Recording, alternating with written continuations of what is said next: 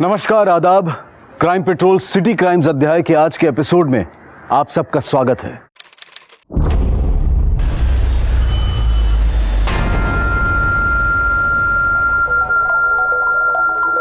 चलो बेटा जल्दी चलो, लेट नहीं जाना है स्कूल। क्यों नहीं जाना है? जाना है, चलो। नहीं, अच्छे बच्चे ऐसे नहीं बोलते, ठीक है? चलो। थोड़ा भी खाना बचा ना तो टीचर को फोन कर दूंगी। जाना है और अच्छे बच्चे की तरह पढ़ाई करना, ठीक है?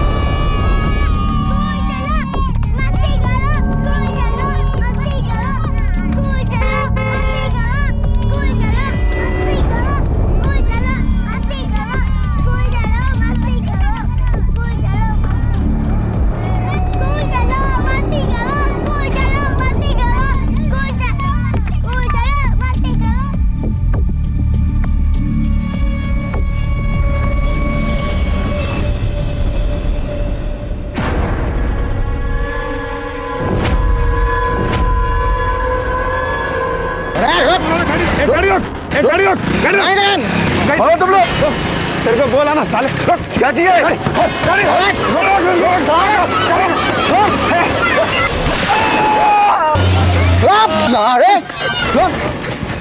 अरे क्या कर दिया तूने? क्या कर दिया? साढ़े तक प्यार तक थी। रुक जा कोने माना। दिल्ली में स्वतंत्रता दिवस 15 अगस्त के आसपास सुरक्षा बेहद कड़ी होती है, लेकिन इसके बावजूद 14 अगस्त को दिन दहाड़े मासूम बच्चों की स्कूल वैन को रोका जाता है और ड्राइवर को गोली मारी जाती है। कौन थे ये गोली चलाने वाले और उन्होंने ड्राइवर पर गोली क्यों चलाई? क्या चाहते थे? सरेआम दिन दहाड़े हुई सनसनीखेज वारदात ने लोगों को दहशत के हवाले कर दिया था। अरे भाई साहब क्या हुआ? भाई साहब उठिए। अरे कोई एम्बुलेंस बुलाओ जल्दी। अरे भाई साहब क्या हुआ? कुछ तो बोलिए भाई साहब। अरे क्या हुआ? भीड़ क्यों लगा रखी है? अजी स्कूल ड्राइवर पे किसी ने गोली चला दी। किसने गोली चलाई? पता नहीं सर। तो बेहोश। चलो इसे उठाओ, गाड़ी में डालो, हॉस्पिटल लेके जाना पड़ेगा। जय हिंद जनाब, मैं दिलसाद गार्डन से बोल रहा हूँ। यहाँ पे एक स्कूल वैन के ड्राइवर को गोली मार दी गई है।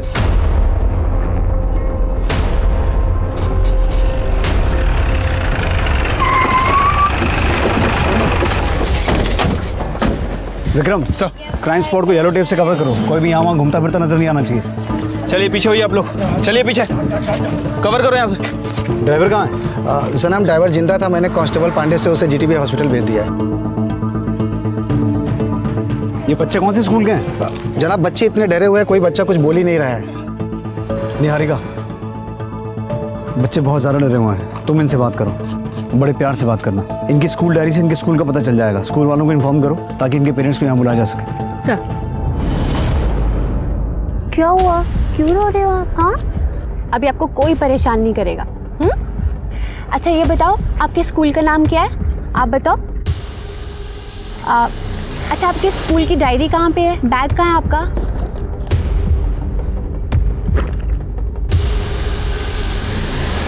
विक्रम, इन लोगों से पूछताछ करो, पता करो कि यहाँ एग्जैक्टली हुआ क्या था। ये हादसा बीच सड़क में हुआ है, किसी ने कुछ ना कुछ तो देखा होगा। ठीक है सर। सर कहीं ये कोई आपसी रंजिश का मामला तो नहीं हो सकता? है लड़की या पैसे का चक्कर हो जिसके चलते ड्राइवर को गोली मारी गई हो। सर, सब बच्चे आईजी स्कूल के हैं और डायरी से नंबर भी मिल गए। स्कूल वालों को इन्फॉर्म किया? Yes sir. सर पर बच्चों ने बताया कि इसमें से एक बच्चा गायब है। गायब है मतलब? सर हो सकता है बच्चा गोली की आवाज़ सुन के कहीं छुप गया हो। नहीं सर, बच्चों ने बताया जिसने गोली चलाई वही उसे उठा के ले गए।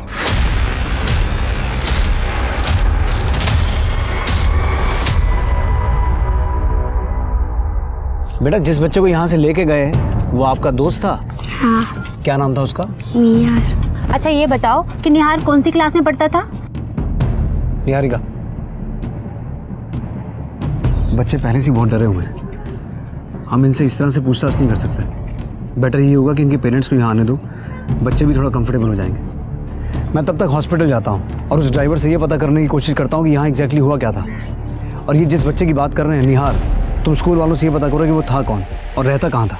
सर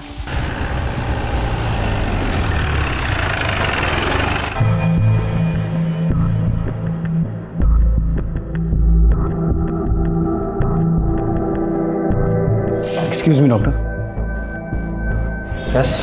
ये बात करने की हालत में है? हाँ हाँ बिल्कुल होश में ही है वो। Thank you. आज सुबह तुम्हारी वैन के साथ जो हादसा हुआ है, हमने सुना उसके बाद एक बच्चे को अगवा किया गया। जी जनाब। उस बच्चे का नाम निहार है? जी जनाब। थोड़ा डिटेल में बताओगे क्या हुआ था? जनाब मैं रोज 6 बच्चों को स्कूल छोड़ता हूँ अपनी वैन में, लेकिन आज जैसे ही मैं छठे बच्चे को ढूंढने के लिए निकला, 2 लोगों ने बाइक पे मेरा पीछा किया। वो चिल्लाए जा रहे थे और बोल रहे थे वैन को रोकने के लिए। मैं घबरा गया, मैं उनकी बात नहीं माना और वैन में तेज चलाने लगा। कुछ दूर और जाने के बाद वो दोनों ने अपनी बाइक से मेरी वैन को ओवरटेक करके मेरे वाइन के सामने लगा दिया। उनमें से एक आदमी गन लेकर मेरे तरफ दौड़ते हुए आया और मुझे चिल्ला चिल्ला के वैन खोलने के लिए बोलने लगा। मैं उसकी बात फिर भी नहीं माना और मैं वैन चलाने की कोशिश करता, उससे पहले उसने मुझे गोली मार दी। मैं बेहोश हो गया सर। उसके बाद जनाब मुझे कुछ भी नहीं याद।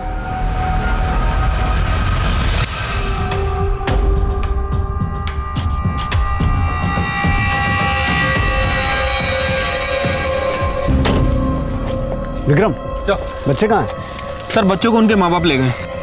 उस ड्राइवर ने भी कंफर्म किया यहाँ से एक बच्चे को किडनैप किया गया है। पता चला वो बच्चा कहाँ रहता है? यस सर, बाकी बच्चों के माँ बाप से पता चला है। उसका नाम निहार खन्ना है, 6 साल का है और सर उसका फ़ोन नंबर और एड्रेस दोनों मिल गए हैं और 15 मिनट पहले मैंने इन्फॉर्म कर दिया है उन्हें। बिट्टू वो ग्लास का पैकेट निकाल और टिश्यू निकाल, 5 पैकेट।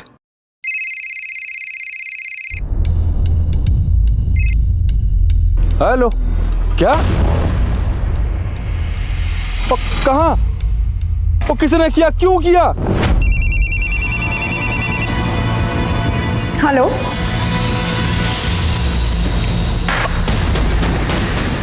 क्या? वैन के ड्राइवर ने बताया कि 2 लोग थे बाइक पर। उन्होंने बच्चे को यहाँ से किडनैप किया, बाइक पे बिठाया और इस तरफ लेके गए। इसका मतलब है वो गाजियाबाद की तरफ गए हैं।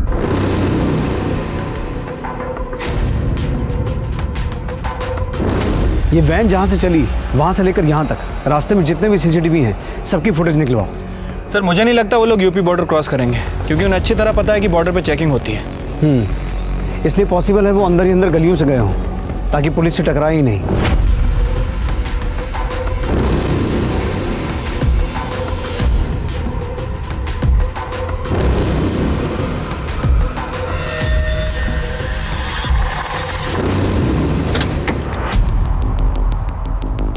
विक्रम, अगर वो लोग इस तरफ गए हैं तो इस तरफ यूपी बॉर्डर तक रास्ते में जितने भी सीसीटीवी हैं उनकी फुटेज भी चेक करो। हो सकता है हम उनकी लोकेशन का पता चले। ठीक है सर।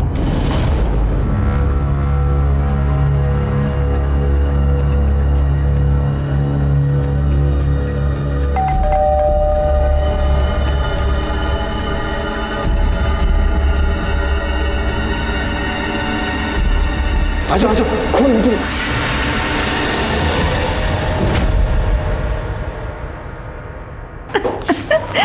चुप हो जा मनीषा। मेरा बच्चा। ठीक।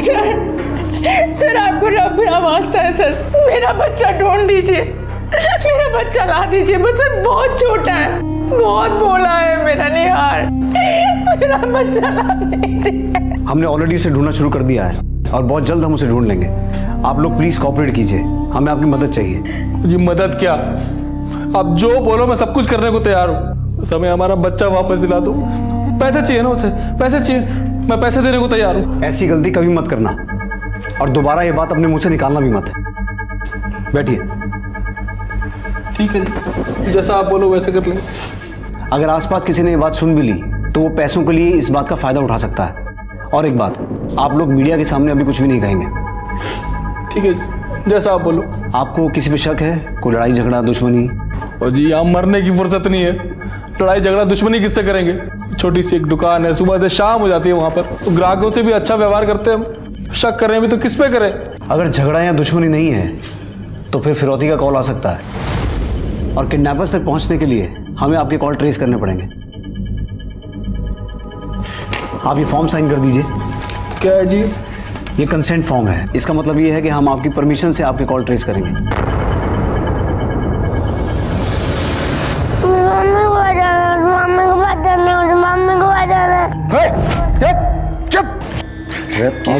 पागल हो गया क्या? बच्चे को सही सलामत रखना हमें। हाँ ठीक है, होना करता, पर मेरी एक बात सुन ले तो साफ साफ, अगर इसके बाप ने पुलिस में कंप्लेंट करी ना या पैसे नहीं दिए तो सारी की सारी गोली इसकी छाती में ताड़ दूंगा। अरे देगा, उसका बाप भी देगा, लेकिन उस तब तक अपने आप को ठंडा रख। अरे भाई वो सब तो ठीक है, अरे पैसे के लिए इसके बाप को फोन कब करना है? हाँ, लेकिन उसके लिए हमें पहले किसी का मोबाइल मारना पड़ेगा, समझा? निहार को सही सलामत किडनैपर्स के चंगुल से छुड़ाने के लिए पुलिस ने अपनी पूरी ताकत इस केस में लगा दी थी। 600 पुलिसकर्मी लगातार मानो सड़क पर गश्त पर थे। 16 खबरियों को पुलिस ने मदद के लिए काम पर लगाया था और 250 हिस्ट्री शीटर्स को उठाया गया। पुलिस को लगभग 680 कैमरास की फुटेज को खंगालना पड़ा। लगभग 1 लाख मोबाइल फोन्स की छोटी से छोटी जानकारी हासिल करनी पड़ी। शहर के तकरीबन 30 मोबाइल टावर्स को ट्रेस किया गया। प्ले करो। विक्रम सर। कोई अपडेट? हाँ सर। सर ये देखिए, इस फुटेज में इन दोनों के बीच में एक बच्चा बैठा हुआ है, साहिबाबाद की तरफ जा रहा है, लेकिन बॉर्डर क्रॉस नहीं किया। प्ले करना। ये देखिए सर, आगे की किसी भी फुटेज में कैप्चर नहीं हुआ है। नंद नगरी वाला फुटेज दिखाओ। सर ये देखिए, अब ये नंद नगरी के सीसीटीवी से क्रॉस हो रहा है। फेस ठीक से दिखाई नहीं दे रहा है, पहचानना मुश्किल है। किसी और फुटेज में इनकी बाइक का नंबर मिला है? नहीं सर, नंबर तो और भी ज़्यादा धुंधला है, लेकिन सर एक चीज़ कंफर्म है, ये लोग बच्चे को लेके साहिबाबाद ही गए हैं। अपहरणकर्ता निहार को साहिबाबाद ले गए, लेकिन साहिबाबाद में कहां? क्योंकि साहिबाबाद कोई छोटा इलाका नहीं था एक बच्चे को तलाशने के लिए, और वो भी बिना किसी एड्रेस के, बिना किसी जानकारी के। दूसरे अपहरणकर्ता का चेहरा तो दिखा लेकिन साफ नहीं। लेकिन क्या इतनी जानकारी काफी थी इस तहकीकात को आगे बढ़ाने के लिए? और वो भी तब जब पुलिस के अपने खबरी और उनके पुराने रिकॉर्ड वाले अपराधी भी उसे पहचान नहीं पा रहे हैं। 48 घंटों तक भी जगदीश खन्ना को फिरौती के लिए कोई कॉल नहीं आया, और ये बात पुलिस के लिए हैरान कर देने से ज्यादा मुश्किलें खड़ी कर रही थी। क्योंकि अगर निहार का अपहरण पैसों के लिए नहीं किया गया था तो फिर अपहरणकर्ता का मकसद क्या था? और इस मामले की संजीदगी को देखते हुए इस केस में क्राइम ब्रांच ऑफिसर को नियुक्त किया गया।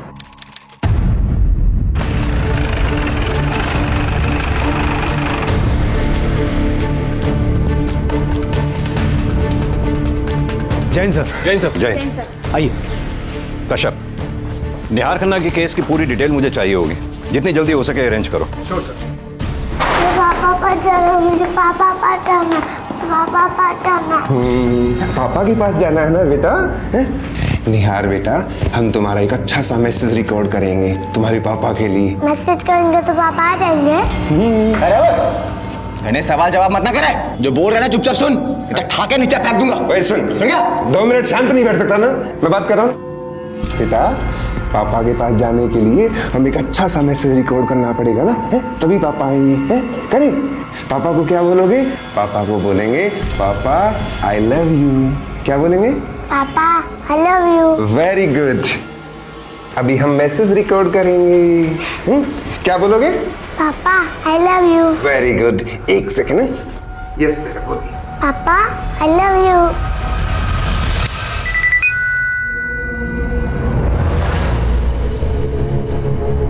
पापा आई लव यू।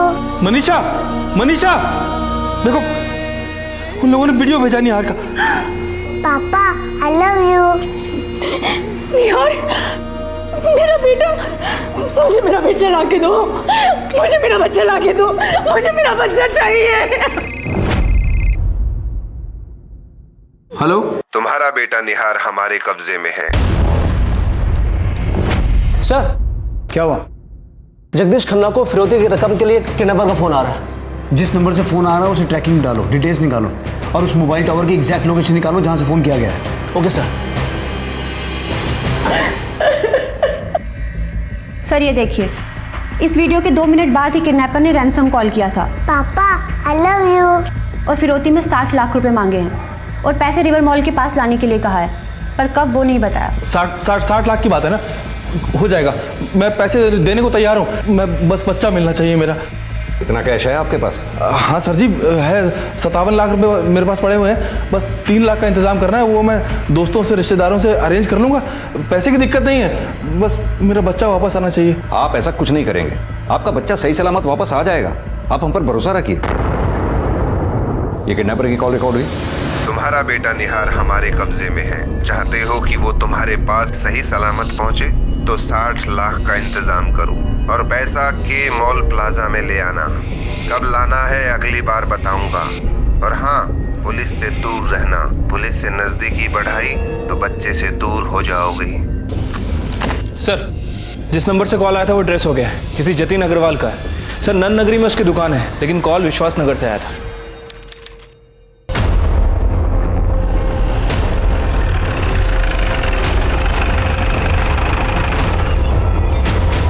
ये नंबर तो मेरा ही है, पर बात यह है कि सर मेरा मोबाइल तो कल दोपहर में ही चोरी हो गया था।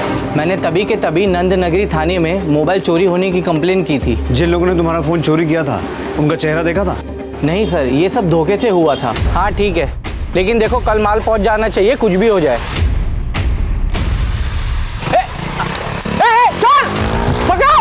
उसमें से एक जन ने हेलमेट पहन रखा था और दूसरे वाले का मुंह रुमाल से ढका हुआ था, इसलिए मैं उनका चेहरा नहीं देख सका। सर, किडनैपर ने जिस नंबर से कॉल किया था वो नंबर चोरी का है। काफी सेफ गेम खेल रहे हैं ये लोग। अच्छी ट्रिक है, ज्यादा लंबा चल नहीं पाएगी। कश्यप इधर आओ। ये देखो कश्यप, निहार को किडनैपर्स ने दिलशाद गार्डन से उठाया और फिर ये रूट लेकर निहार को साहिबाबाद की तरफ ले गए। रैंसम के लिए कॉल आया ये विश्वास नगर से और पैसे मंगवाए के प्लाजा मॉल में। यानी कि टोटल 4 एरियाज शामिल हैं। कश्यप एक काम करो, इन चारों एरियाज के खबरियों को अलर्ट कर दो। उनसे कहो कि वो ये पता लगाएं कि कौन कौन सा हिस्ट्री शीटर पिछले 3-4 दिनों से गायब है। और सबसे जरूरी बात, मीडिया में निहार की किडनैपिंग की खबर लीक बिल्कुल भी नहीं होनी चाहिए। मीडिया को सिर्फ इतना बताओ कि दिलशाद गार्डन में स्कूल की वैन के ड्राइवर के ऊपर जो गोली चलाई गई थी उस पर जांच चल रही है। सर,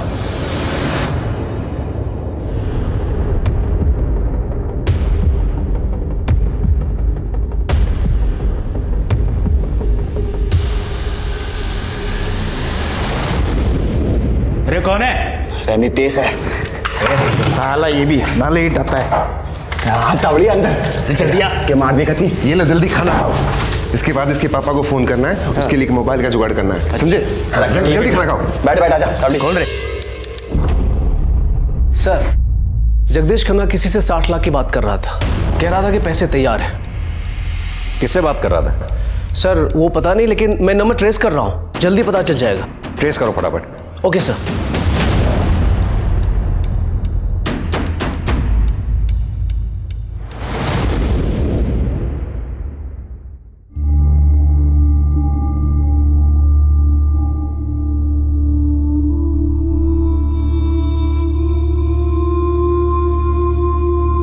देख, तू टेंशन ना ले, रो मत। ये पैसे उनके मुंह पे मार के निहार को लेकर आऊंगा।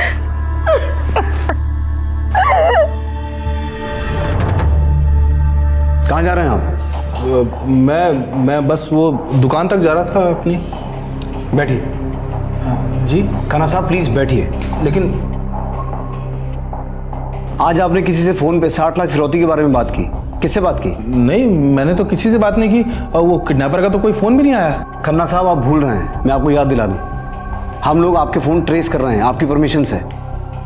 आज आपने फोन पे किसी से ये बात की कि 60 लाख रुपए तैयार है, किससे बात की? हो गया जी, सब ठीक है ना? हाँ सब ठीक है। वो कुछ सवाल करने थे इनको, पूछताछ। हाँ जी, वो फोन की बात, वो तो मैं मनीषा के भाई से बात कर रहा था। वो बताया था ना मैंने आपको कि 57 लाख मेरे पास है तैयार, तो मनीषा का भाई वो बाकी के 3 लाख अरेंज करके मुझे दे रहा था। आपको विश्वास नहीं, आप देख लो, इन नंबर देखो, उसी का नंबर है। आप चाहो तो चेक कर सकते हो।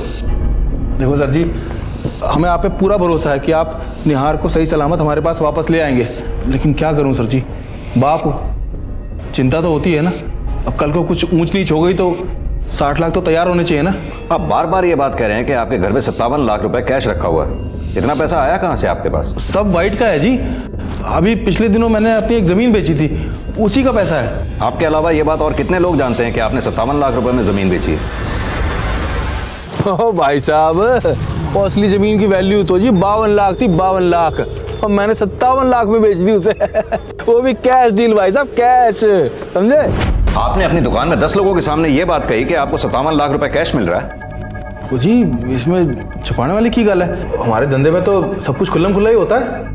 देख लिया, मैंने 1000 बार इनको समझाया है कि पैसे की बातें सबके सामने मत किया करो, पर इनका कहना है कि पैसे की बात करनी चाहिए और सबके सामने करनी चाहिए, बड़ा चढ़ा के। देख लिया, तुम्हारे इस बड़बोलेपन ने आज हमारे बच्चे को किस मुसीबत में डाल दिया। वैसे खन्ना साहब, काम क्या करते हैं आप? जी हमारा तो डिस्पोजेबल आइटम्स का एक दुकान है छोटी सी, वो होता ना जी, पेपर प्लेट, प्लास्टिक ग्लास, कांटे, चम्मच, यही सब होलसेल में बेचते हैं हम तो। दिल्ली के सारे ढाबे, खाने वाले, जूस वाले सब हमारे यहाँ से ही माल उठाते हैं जी। आपकी दुकान में सीसीटीवी है? नहीं जी, वो तो नहीं है।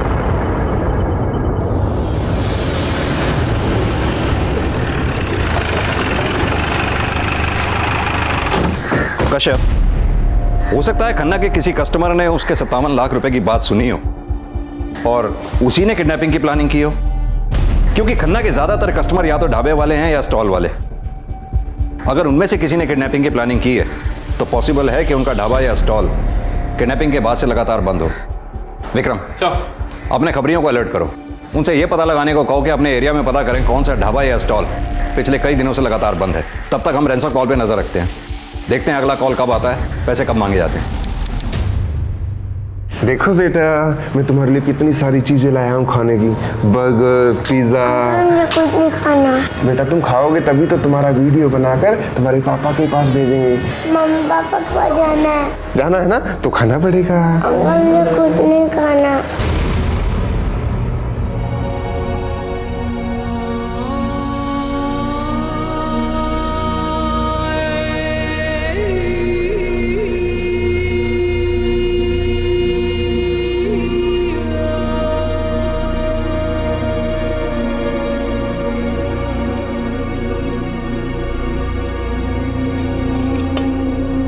लो, थोड़ा खाना खा लो।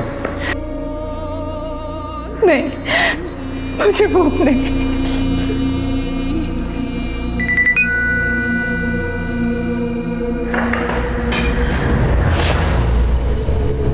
पापा, ये लोग मुझे बहुत ध्यान रखे, पिज्जा बर्गर भी खिलाते हैं।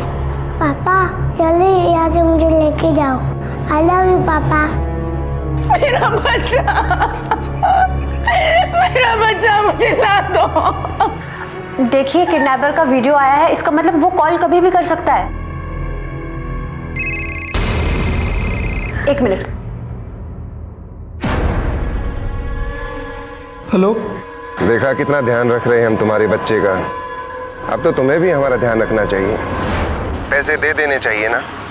तो हो गए होंगे तुम्हारे पूरे 60 लाख तैयार, हैं? नहीं, 60 लाख पूरे नहीं हुए अभी, बस 1-2 दिन का टाइम दे दो, मैं सारे पैसे दे दूंगा। जल्दी कर, जल्दी पैसे तैयार रख। बच्चा नहीं चाहिए क्या? अगली बार फोन करूंगा ये मॉल पर आने के लिए। अगर पैसे का इंतजाम नहीं हो पाया तो फिर अपने बच्चे को भूल जाइए बेटा। सर, निहार का ये वीडियो और रैंसम कॉल दोनों ही विश्वास नगर से आए थे, लेकिन सर इस बार भी उन्होंने दूसरे नंबर से कॉल किया था। नंबर चोरी का है। मुझे निहार का वो वीडियो दिखाओ जो किडनैपर्स ने अभी भेजा है। ठीक है, वीडियो प्ले करो। Okay sir. पापा, ये लोग मुझे बहुत ध्यान रखे, पिज्जा बर्गर भी खिलाते हैं। पापा जल्दी यहाँ से मुझे लेके जाओ। आई लव यू पापा। पॉज।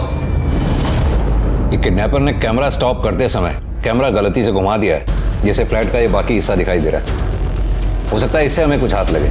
इस वीडियो के लास्ट फ्रेम का मुझे प्रिंट चाहिए। प्रिंट करो। कश्यप, अब तक किडनैपर ने जितने भी कॉल किए विश्वास नगर से किए हैं। कॉल करने के बाद मोबाइल फोन उसके फोन की लोकेशन साहिबाबाद की दिखाता है, यानी कि उसने जब रैंसम कॉल करनी होती है तो वो विश्वास नगर आता है, उसके बाद फिर वो वापस साहिबाबाद चला जाता है। किडनैपर फोन जरूर अलग अलग जगह से चोरी कर रहा है, लेकिन उसका फाइनल बेस साहिबाबाद ही है। सर, ये रहे उस वीडियो के स्क्रीनशॉट का प्रिंट। कश्यप, एक बात तो तय है कि किडनैपर ने निहार को साहिबाबाद में ही कहीं छुपाया हुआ है। पता ये लगवाओ कि साहिबाबाद की कौन सी बिल्डिंग का इंटीरियर स्ट्रक्चर इससे मैच खाता है। लेकिन सर साहिबाबाद तो यूपी में है। तो क्या हुआ, अब से हम सब सिविल ड्रेस में रहेंगे और इस ऑपरेशन का नाम होगा ऑपरेशन के। इस बिल्डिंग में जो फ्लैट हैं उनमें ऐसे दरवाजे, ऐसे पैसेज वगैरह हैं क्या? ध्यान से देखो। नहीं है सर। पक्का? नहीं है। साहिबाबाद में पुलिस दर दर भटकी कि कहीं से उस दरवाजे और पैसेज की पहचान मिले, लेकिन ये काम आसान नहीं था क्योंकि साहिबाबाद में एक नहीं हजारों फ्लैट्स और सोसाइटीज थी और वक्त बहुत कम था। क्या पुलिस उस घर की पहचान कर सही वक्त पर निहार को रिहा करवा पाएगी या फिर कोई दूसरा ही रास्ता चुनना पड़ेगा? और इस सारी जद्दोजहद के बीच पुलिस को उनके खबरी द्वारा एक ऐसी जानकारी मिली जिसके लिए मानो वो पलकें बिछाए बैठे थे। आइए सर, आपने बोला था कि बंद ढाबे और स्टॉल के बारे में इंक्वायरी करने के लिए। सर यही वो ढाबा है जिसके लिए मैंने आपको फ़ोन किया था। ये ढाबा 8-10 दिन से बंद है सर। किसका ढाबा ये? किसी नितेश नाम के आदमी का। 8.5 दिन निकल गई मक्खी मारते मारते, और उस खन्ने के पास ना 60 लाख का इंतजाम ना होया अभी तक। अबे तू 60 लाख की तो ऐसी बात कर रहा है जैसे 60 रुपए की बात हो। है रकम होती है बेटा, 60 लाख रुपए रकम, समझा? अच्छा एक बात बता, तने कही थी कि उसके पास 57 लाख रुपए हैं और 3 का इंतजाम करेगा। देख सच्ची सच्ची बोल, 57 की कोई डील हुई भी थी कि यूं ही चला रहा है? यार मेरे सामने बात हुई थी, मैं अपने ढाबे के लिए सामान लेने गया था उसकी दुकान पर, तब बात कर रहा था वो। ओ भाई साहब, असली जमीन की वैल्यू तो जी 52 लाख थी, 52 लाख, और मैंने 57 लाख में बेच दी उसे। वो भी कैश डील भाई साहब, कैश। और मैं तो 57 क्या, वो खोदता तो 60 में भी ले लेता। अरे यार मैंने अपने कानों से सुना है 57 लाख कैश आया है। 2-4 दिन ठंड रखो, पैसा पक्का आएगा। अरे मुझे तो लगता है 60 लाख रुपए ज्यादा मांग लिए। हाँ कुछ कम कर लेते हैं, 57 तो पक्के हैं ना, तो 57 ही सही। अरे ओ मामा 57 ही सही, मैं ना करता 54 भी कम कर लो अपने में था। आए बड़े कम करते हैं। देख मेरे 60 लाख बना है, मैं पूरा 60 लाख लूंगा, सुन गया? कम करते हैं, मिलेंगे तब ना। अंकल जो से सुसुलोगे ना, आजा बाहर आजा, कान में मुंह ले मेरे। सुसुलोगी, इस बीमारी को झेलने के ना 20 लाख और मिलने चाहिए। तेरे को बाथरूम नहीं पता क्या? मैं आता हूँ, तेरे को गोद में उठा के मुंह तुबाता हूँ, रुक।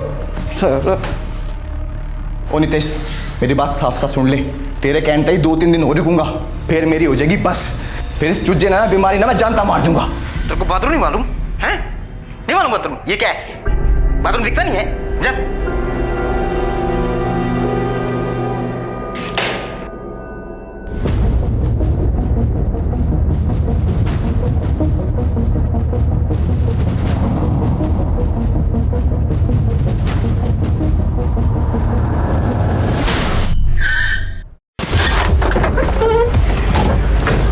कौन सा घर है साहब? ये घर है। ये यहाँ तो ताला लगा हुआ है, पड़ोसी से पूछते हैं। 1 मिनट सुनिए जी सर। ये जो नीतेश आपका पड़ोसी है, जानते हैं आप इसे? हाँ जी साहब जी। इसके घर में ताला लगा हुआ है, पता है कहाँ गया होगा? साहब जी कुछ 8-10 दिन हो गए इसको देखा नहीं, और ढाबा भी बंद पड़ा है, और ना ही कोई इसका यार दोस्त आया इतने दिनों से। पता नहीं अचानक कहाँ चला गया। ठीक है, आपको थोड़ा पुलिस स्टेशन चलना होगा, कुछ पूछताछ करनी है। सर आइए सर, चलिए। क्या हो गया, इतनी बार क्यों कर दी? अंदर गया। अरे ऐसे के मुंह रहे हो?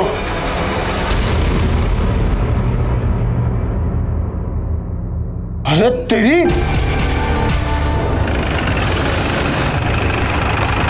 सतनाम, नितेश के दोस्तों को तो पहचानते होंगे, मेरा मतलब उसका कोई बेस्ट फ्रेंड?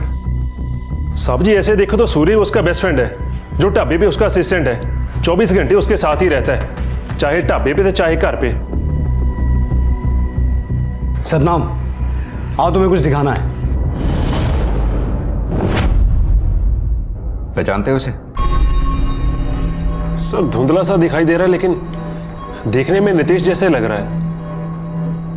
नितेश का स्केच बनवा सकते हो? जी सर।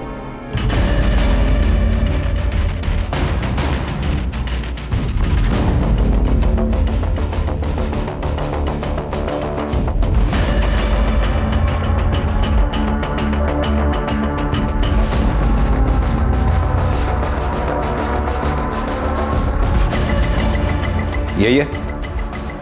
हाँ जी साहब जी, यही है नितेश साहब जी। अब तो स्केच भी बन गया, अब मैं जा सकता हूँ? सॉरी सतनाम, अभी नहीं जा सकते। पर सर जी क्यों, मैंने क्या किया? घबराओ मत, तुम तो हमारे दोस्त हो, हमारी हेल्प कर रहे हो। हम तुम्हें मेहमान बना के यहाँ रखेंगे, वो भी बस तब तक जब तक ये नितेश पकड़ा नहीं जाता। पर सर जी ये नितेश का। सतनाम जी समझो बात को, हम इस न्यूज़ को बाहर नहीं जाने दे सकते। आपके कपड़े लत्ते आपके घर से मंगवा देंगे, और रही खाने पीने की बात, वो हमारे खर्चे पे होगी ना। मजे करो मजे। आइए चलिए सर। इसे पहचानते हैं आप? ये तो जी मेरा ग्राहक है, मान लेता मेरे यहाँ से। क्या नितेश टाइप कुछ नाम है इसका? नितेश वर्मा। तो क्या इसने मेरे बेटे निहार को किडनैप किया है? शायद, लेकिन ये बात अभी 100% कंफर्म नहीं है। निहार किडनैपिंग केस शायद पहला ऐसा केस था जिसमें सुराग एक नहीं कई मिले थे, लेकिन फिर भी मंजिल बहुत दूर थी, क्योंकि पुलिस को अब भी ये पता नहीं था कि साहिबाबाद में निहार को किस जगह रखा गया है। बल्कि पुलिस को यह भी नहीं पता था कि अपहरणकर्ता 2 नहीं 3 हैं। बहुत ही असहाय और अजीब सी स्थिति थी, क्योंकि इस जानकारी के बाद भी कि अपहरणकर्ता मोबाइल फोन चुराकर विश्वासनगर से रैंसम कॉल करते हैं और निहार साहिबाबाद में ही कहीं है, और ये जानकारी उन्हें मोबाइल ट्रेसिंग से हासिल हो रही थी। लेकिन ये जानकारियां मानो बेकार थी, क्योंकि तकरीबन 300 पुलिस वाले दिन रात विश्वासनगर में सादे कपड़ों में गश्त लगा रहे थे और उन्हें कोई कामयाबी नहीं मिली थी। और तभी 10वें दिन जगदीश खन्ना को फिरौती के लिए एक और फोन आया, जो एक अंतिम भयानक दस्तक लिए हुए था। बहुत देख लिया तेरा 1 दिन 2 दिन, शराफत का ज्यादा फायदा मत उठा खन्ना। अब तेरे लिए आखिरी 2 दिन है, या तो पैसे का इंतजाम कर या फिर बेटे को भूल जा। सिर्फ तेरी बेटे की लाश मिलेगी, सोच लो।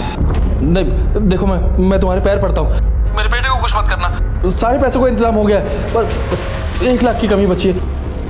मैं जल्दी कर लूंगा। हाँ लेकिन हेलो, देखो तो मेरा आपका वास्ता, मेरे बच्चे को कुछ मत करना मेरे बच्चे को। 2 दिन, बस आखिरी 2 दिन है खन्ना तेरे पास। पैसे दिए तो ठीक, वरना नहीं। सर ये कॉल भी उसी नंबर से आया जिससे पहले वाला आया था। यानी कि इस बार वो फोन नहीं चुरा पाए। ये नंबर ट्रेस करो, कहां से आया ये? सर ये देखिए सर, इस कॉल के बाद भी कॉल साहिबाबाद की तरफ ट्रेवल कर रहा है। कश्यप, हमें जो भी करना है बहुत जल्दी करना होगा, क्योंकि मुझे नहीं लगता किडनैपर अब 2 दिन के बाद कोई ज्यादा समय देगा। सर मुझे ऐसा लगता है कि हमें यूपी पुलिस की हेल्प लेनी चाहिए, साहिबाबाद में छापा मारना चाहिए, चाहे हमें हर एक घर छाना पड़े। नहीं कश्यप, हम ऐसा बिल्कुल कुछ नहीं करेंगे, क्योंकि अगर हमने ऐसा किया तो खबर फैल सकती है। हो सकता है किडनैपर्स खुद को बचाने के लिए निहार को मार दें। ये रिस्क हम नहीं ले सकते। यार इसे तो बहुत तेज बुखार हुआ है। अरे एक तो पैसे ना मिल रहे, बुखार हमें चढ़ना चाहिए, उल्टा इसके बुखार चढ़ रहा है। सर मैंने विक्रम से कहा है यूपी पुलिस से कांस्टेंट टच में रहे, और जो भी कोई इन्फॉर्मेशन मिले हमें अपडेट। साहब जी मुझे जरा आपसे बात करनी थी। हाँ जी बोलिए। सर हमारे यहाँ पे जरा शादी है, मेरा वहाँ पे जाना बड़ा जरूरी है। बस जी 2 घंटे में वापस आ जाऊँगा। देखो सतनाम जी, 2 घंटे क्या 2 मिनट के लिए भी आप पुलिस स्टेशन से बाहर नहीं जा सकते। साहब जी प्लीज मान जाओ, मैं वहाँ से सीधा इधर आ जाऊँगा। शादी है किसकी? साहब जी कहने को तो हमारे पड़ोसी हैं, लेकिन मेरी माँ उसे सकी बेटी की तरह मानती है। बस जी उसी की शादी है जी। तुम्हारे पड़ोसी हैं मतलब नितेश के भी पड़ोसी होंगे? फिर तो उन्होंने नितेश को भी बुलाया होगा। हाँ जी साहब जी, उन्हें तो जरूर बुलाया होगा। नितेश उसे सकी बहन की तरह मानता है। सर वो वहाँ पे पक्का आएगा। शादी है कहाँ पे? मैं शादी में जा रहा हूँ, वहाँ से आते हुए दवाई और तुम लोगों के लिए खाना लेके आऊँगा, ठीक है? तुम लोग चिंता मत करो। और सुन, तू मेरे साथ। अरे क्या हो गया?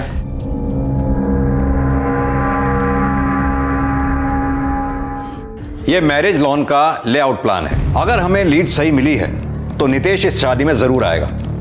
आप सभी लोग शादी वर्दी में रहेंगे। कश्यप सर, सतनाम इस गेट पे खड़ा होगा और तुम शादी वर्दी में सतनाम के आसपास ही रहोगे। नितेश जैसे ही आएगा सतनाम आपको इशारा करेगा। विक्रम सर, आप ओपन एरिया में यहाँ गाड़ी के आसपास खड़े रहेंगे, ताकि जैसे ही नितेश आता है कश्यप सर तुम्हें चौकन्ना करेंगे। यहाँ 2 लोग शादी वर्दी में पार्किंग में खड़े होंगे। तुम्हें जैसे ही अलर्ट मिलता है तुम इन्हें अलर्ट करोगे। राइट सर, और यहीं हम उसे दबोच लेंगे। नहीं, आप लोग ऐसा कुछ भी नहीं करेंगे। अगर नितेश को जरा सा भी एहसास हो गया कि हमने उसको पकड़ने के लिए जाल बिछाया हुआ है, सबसे पहले वो अपने साथियों को इन्फॉर्म करेगा, जिससे निहार की जान को खतरा हो सकता है। इसलिए जब तक नितेश शादी में रहेगा उस पर नजर रखी जाएगी। शायद नितेश शादी से निकलने के बाद उस जगह पे जाए जहां उसने निहार को छुपा रखा है। हम उसको सेफ डिस्टेंस पे उसको फॉलो करेंगे ताकि निहार को सही सलामत उससे के चंगुल से छुड़ा सके और उसके पेरेंट्स को सौंप सके। और इस तरह पूरा होगा हमारा ऑपरेशन के। Any doubt? No sir. All the best.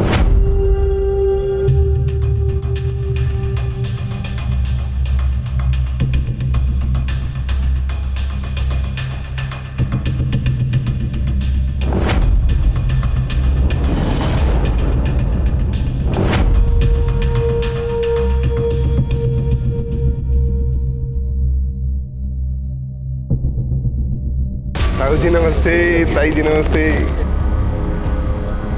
ओए और भाई नितेश, क्या हाल चाल है तेरे? ओए सतनाम, क्या तो क्या हाल चाल भाजी? और कहाँ गायब हो गया था तू? बस यार थोड़ा काम में लगा था। तू बता कैसा है? बढ़िया, चला अंदर चलते। चल चल आजा। शिकार आ चुका है, सब लोग तैयार हो, मैं अंदर जा रहा हूँ। Okay sir. नजर रखो, लेकिन इंस्पेक्टर कश्यप के अलावा बाकी सब थोड़े डिस्टेंस पे रहेंगे। नितेश को पता नहीं चलना चाहिए कि वो चारों तरफ से घिर चुका है। हमें किसी भी तरीके से उसके ठिकाने तक पहुंचना है। ओके? Okay sir.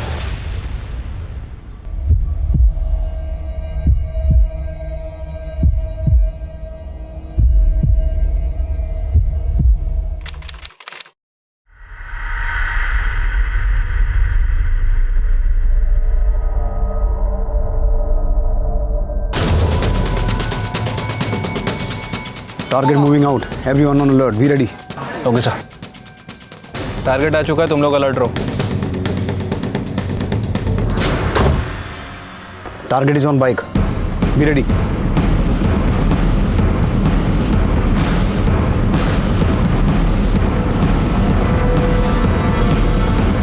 चल चल चल।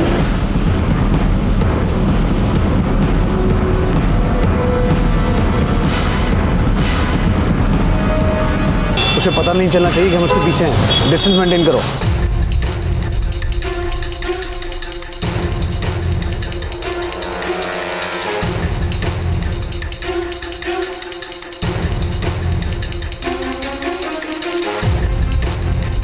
वेट, उसकी बाइक स्लो हो रही है, शायद रुक रहा है वो कहीं। रुको।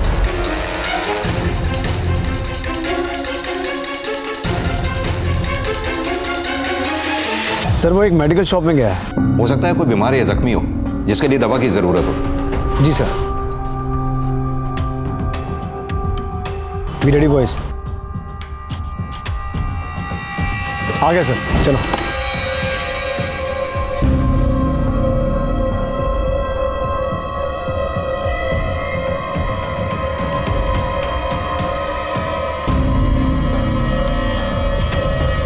रुको रुको रुको, everybody on hold.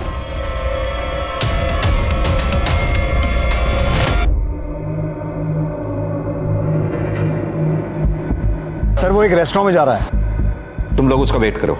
Everybody wait for him, wait for him.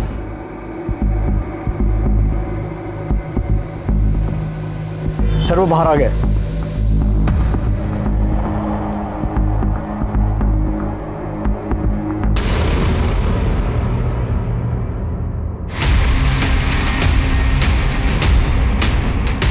ध्यान रखो, उसे शक नहीं होना चाहिए, उसे हम पर शक नहीं होना चाहिए।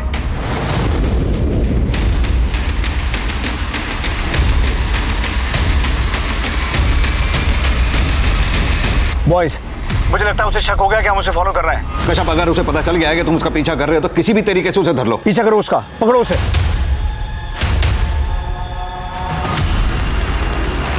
ठिकाने तक किसी भी हालत तक नहीं पहुंचना चाहिए। बच्चे की जान को खतरा हो सकता है। हमारा सारा प्लान चौपट हो जाएगा।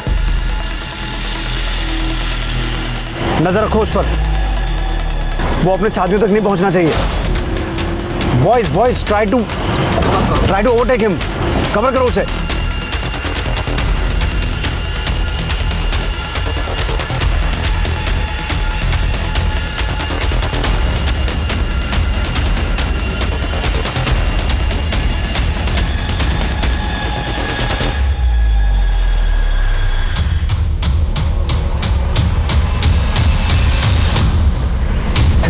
बात पकड़ो। इतनी जल्दी क्या है विदाई, तेरे लिए पूरी बारात लेके आए। निहार कहाँ? बोल। बोल बोल बोलता बोलता साहब बोलता।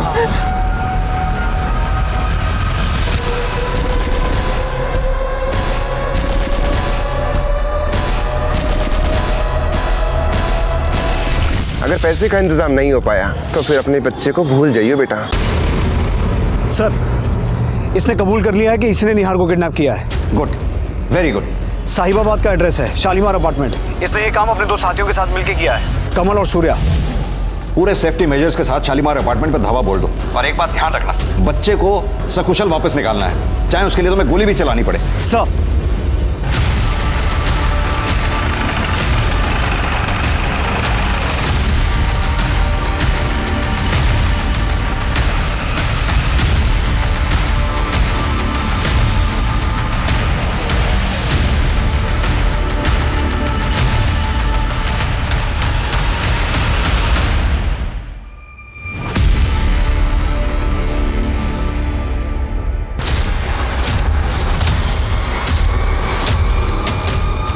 कौन सा फ्लैट?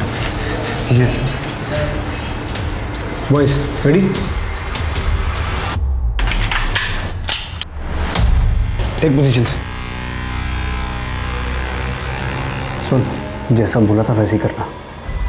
कुछ भी चालाकी की और अगर बच्चे को कुछ भी हुआ तो सबसे पहली गोली तुझे मारूंगा। चल।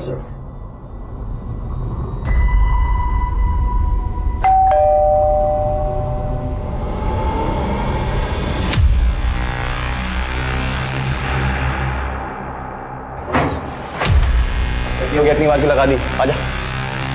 अरे बहरा हो गया कि चाल अंदर ही वो? अरे क्या हो गया? अरे सूर्या बात! अंकल जी मत मारो, अंकल जी मत मारो, अंकल जी मत मारो। बेटा, हम तुम्हें मारने नहीं, तुम्हें बचाने आए हैं यहाँ।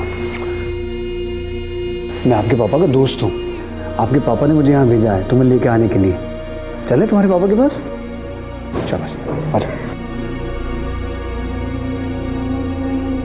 विक्रम, एम्बुलेंस बुलाओ। आखिरकार पुलिस और क्राइम ब्रांच ने अपनी साख बचा ली। निहार के अपहरण के 12वें दिन उन्होंने अपनी सूझबूझ और बहादुरी से निहार को सही सलामत अपहरणकर्ताओं से मुक्त करवा लिया। इस लक्ष्य की प्राप्ति के लिए उन्हें गोलियां भी चलानी पड़ी, जिसमें पीठ पर गोली लगने की वजह से कमल की मौके वारदात पर मौत हो गई और सूर्या जख्मी हो गया। एक पुलिस वाले को भी गोली लगी, लेकिन बुलेट प्रूफ जैकेट की वजह से उसे कोई नुकसान नहीं पहुंचा और निहार को सही सलामत उसके माता पिता को सौंपकर पुलिस ने अपना फर्ज अदा किया।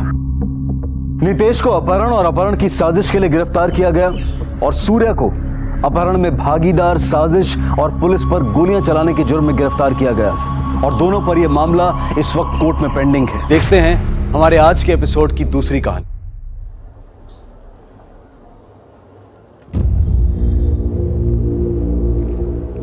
नहीं बंटी, ये पाप है। ये पाप नहीं, प्यार है। नहीं बंटी, ये गलत है। मैं किसी और की हो चुकी हूँ। I am married. लेकिन प्यार तो मुझसे करती हो ना, और अब हमें एक होने से कोई नहीं रोक सकता। नहीं बंटी, तुम यहाँ से चले जाओ प्लीज। बंटी, बंटी, नहीं बंटी, बंटी नहीं, पाप है। Bunty, cut cut cut cut cut. Shaila, इतना हेजिटेट क्यों हो रही हो?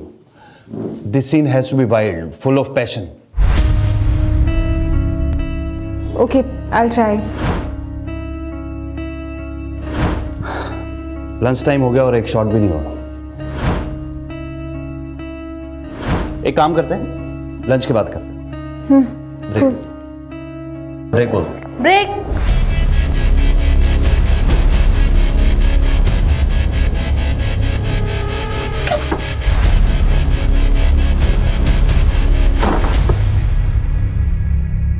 तुम? शैला कहाँ है यार? 5 बजे निकल जाऊंगा मैं। एक फिल्म करते ही सब अपने आप को सुपरस्टार समझने लगते हैं। शैला रेडी नहीं है क्या? मेरी मर्जी में जहां भी जाऊं, you can't stop me, okay? तुमने अगर मुझे छोड़ा तो मैं तुम्हारा करियर ही नहीं तुम्हें भी खत्म कर दूंगा। तुम्हारी इतनी औकात?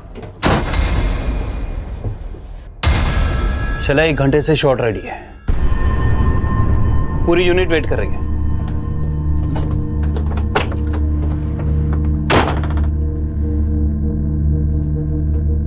What happened? Mahesh, I need a break. I can't work now. I really need to take rest. मैं यहाँ पर पूरा सेट लगा कर बैठा हूँ और तुम्हें ब्रेक चाहिए। I'm sorry Mahesh, पर मुझे 3 दिन का ब्रेक चाहिए। And I promise, वापस आने के बाद मैं एक ही स्ट्रेच में तुम्हारा सारा काम खत्म कर दूंगी। Promise. ठीक है, बट प्लीज अपने वर्ड्स पे रहना। I have invested all the money in this film. I can't suffer losses. Please be back after 3 days. Sure, don't worry.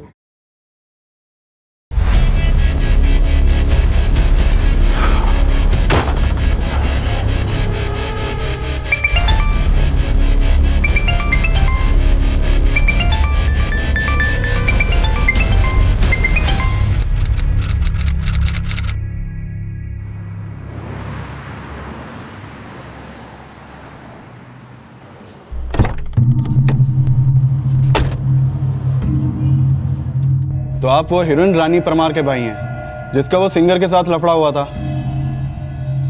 क्यों, बहन ने फिर से कोई लफड़ा कर दिया क्या?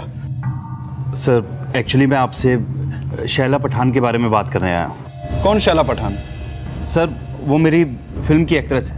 मैंने उसे पहली फिल्म बेवफा हसीना में लॉन्च किया था, वो 70s के सुपरस्टार रमेश खत्री जी के साथ। अब ये मेरी दूसरी फिल्म मेरे प्रेयसी में काम कर रही है। नहीं बंटी, ये पाप है। ये पाप नहीं, प्यार है।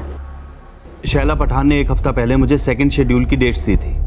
अब उसका फ़ोन भी स्विच ऑफ है, उसके घर पे भी लॉक लगा हुआ है। सर वो मुझसे 50% पैसा एडवांस ले चुकी है और उसके अनप्रोफेशनल एटीट्यूड की वजह से मुझे बहुत लॉस हो रहा है। देखिए महेश जी, अब कल को आपकी हीरोइन आकर हमसे कहेगी कि आपने उसे पैसा नहीं दिया इसलिए वो शूट पे नहीं आई, तो क्या होगा?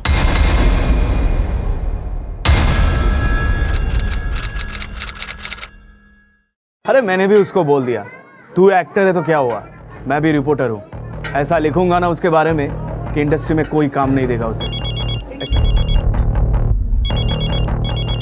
हाँ फरमान भाई बोलो। निसार, मुझे एक आर्टिकल छपवाना है तेरे न्यूज़पेपर में। कैसा आर्टिकल?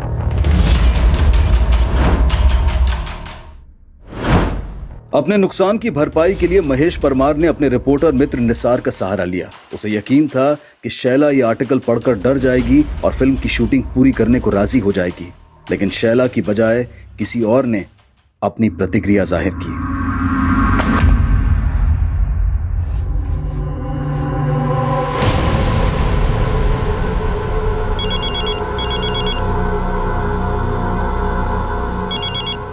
हेलो, ये क्या बकवास लिखी है तूने शैला के बारे में? जो भी लिखा है उसके लिए अगले आर्टिकल में माफी मांग, वरना। एक मिनट, अब है कौन? शैला का अंकल। अंकल? पर शैला है कहाँ? अरे मैं उससे मिलकर सब कुछ क्लियर कर लूंगा। शैला किसी से नहीं मिलना चाहती। हेलो,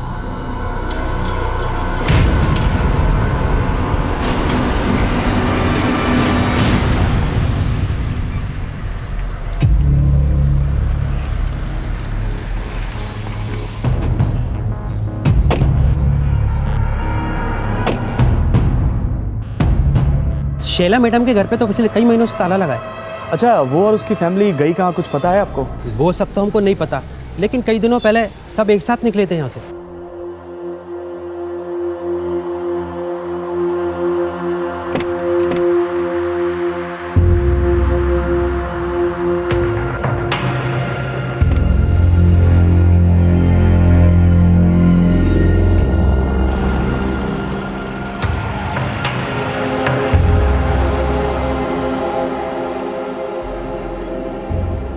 लेकिन आप लोग क्या लगते हैं शैला मैडम के, जो उनके बारे में इतना सब पूछ रहे हैं? मैं प्रेस रिपोर्टर निसार, शैला पठान और उसके फैमिली के बारे में कुछ जानना चाहता हूँ।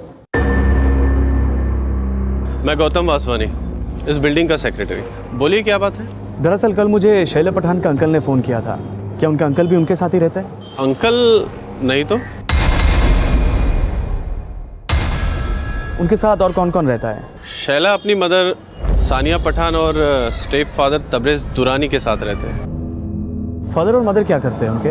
जी इसके बारे में तो मुझे कुछ खास आइडिया नहीं है। उनके भाई बहन भी है ना, वो क्या करते हैं? हाँ, उनकी 2 छोटी सिस्टर्स है, शबनम और निखत। शबनम के बारे में तो मुझे कुछ खास पता नहीं है, लेकिन निखत ये शैला की तरह फिल्म इंडस्ट्री में एक्ट्रेस बनना चाहती है।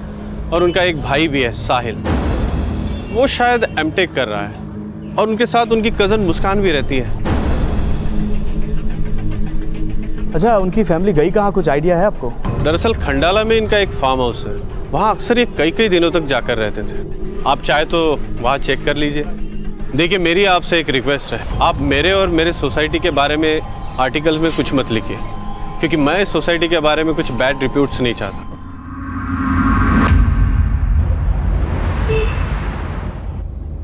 इस एरिया में 3 और 2 BH के फ्लैट्स मिनिमम 6-7 करोड़ के होंगे। वैसे इसके फैमिली के पास इतने पैसे आए कहाँ से? इसके फादर क्या करते थे? आई डोंट नो यार, लेकिन जब मैंने उसे मेरी प्रेयसी फिल्म के लिए साइन किया था, तब उसने मुझे अपने खंडाला वाले फार्म पे बुलाया था और वहाँ पे 2 अरबी लोगों से मिलवाया। Mahesh, he is Tayyab bin and he is Razidul. Nice meeting. ये दोनों बॉलीवुड फिल्म प्रोड्यूस करने में इंटरेस्टेड हैं, सो इफ यू वांट हम इनके साथ में अपना प्रोजेक्ट डिस्कस कर सकते हैं। फिर उसके बाद वो बोली कि उसके साथ अमान खान को फिल्म करने के लिए मैं कन्विंस करूं। मैंने शैला को बोला कि एक बार मेरी ये फिल्म कंप्लीट हो जाए, उसके बाद मैं उनकी फिल्म के बारे में सोचूं। अच्छा, तू तो उनके खंडाला वाले फार्म हाउस पे गया था ना? बिल्डिंग सेक्रेटरी भी कह रहा था कि वो लोग वहीं रह सकते हैं। एक बार चल के देखे, शायद वहीं हो।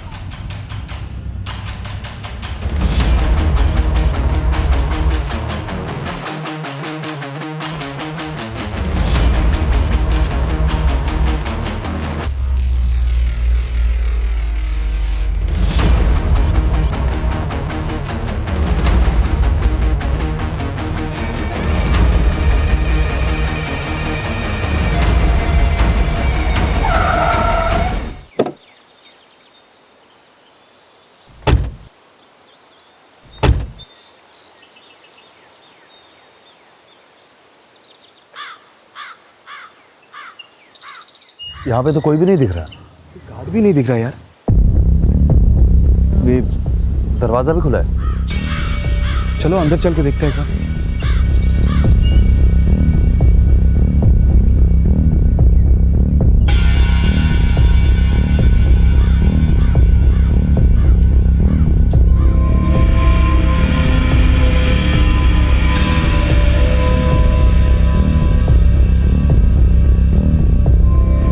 कोई है?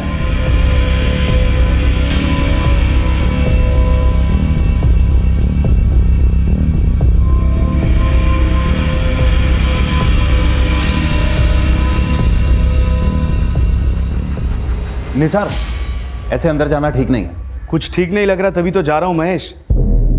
फार्म हाउस लॉक नहीं, बाहर एक गाड़ी भी खड़ी है, और ये सब कुछ देख। तुम्हें शैला के अंकल ने फोन किया था ना कल? हाँ। एक बार उनको कॉल करके देखो।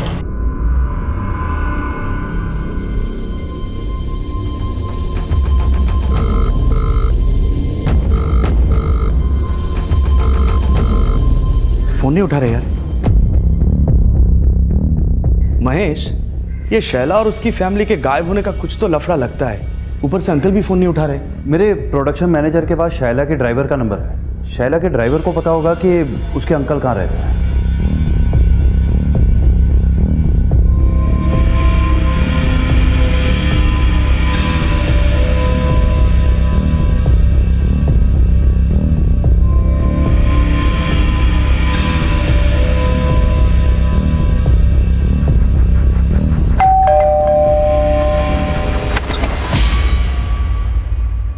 जी बोलिए।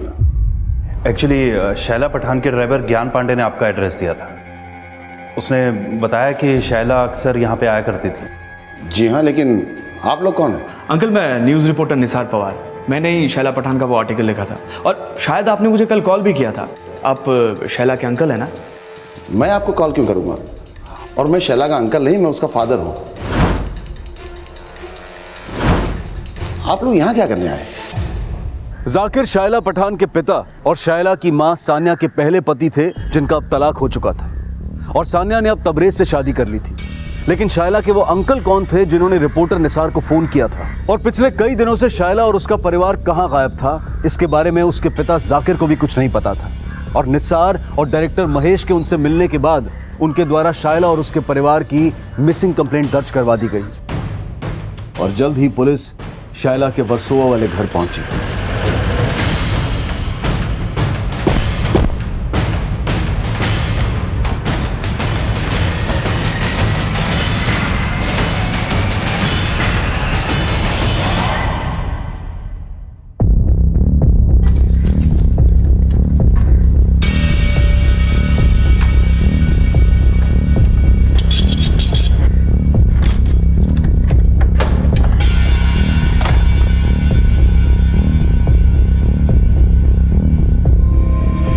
पूरे घर की अच्छे से तलाशी लो।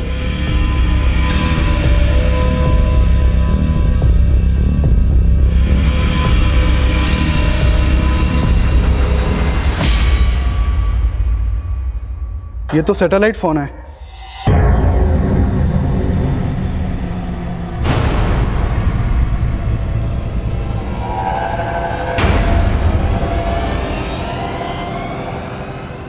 जाकिर जी, आप बता सकते हैं ये उर्दू में क्या लिखा है? सर, ये किसी असामाजिक संगठन से रिलेटेड डॉक्यूमेंट्स हैं।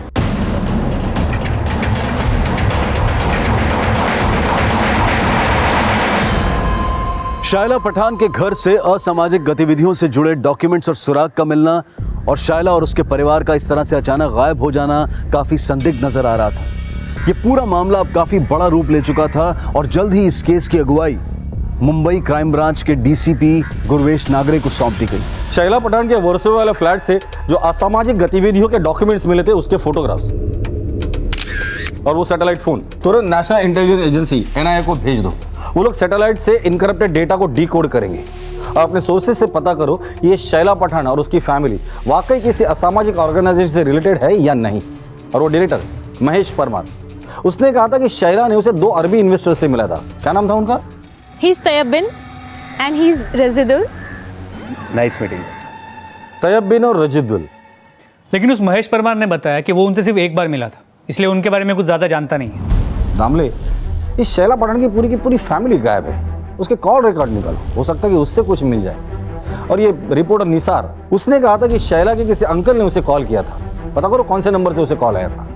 सर, शायला पठान के बॉयफ्रेंड सलीम खान को बुलाया है। गुड। सर, एक्चुअली वो शायला कह रही थी कि वो अपनी फैमिली के साथ दुबई शिफ्ट होने वाली है। इस बात पे मैं थोड़ा अपसेट हो गया और सर गुस्से में वो सब कुछ निकल गया। मेरी मर्जी में जहां भी जाऊं, you can't stop me, okay? तुमने अगर मुझे छोड़ा तो मैं तुम्हारा करियर ही नहीं तुम्हें भी खत्म कर दूंगा। दुबई में कहाँ शिफ्ट होने वाली तो कुछ बोला था? नहीं सर, इस बारे में तो उसने कुछ नहीं बताया। उस बारे में नहीं बताया, लेकिन इस बारे में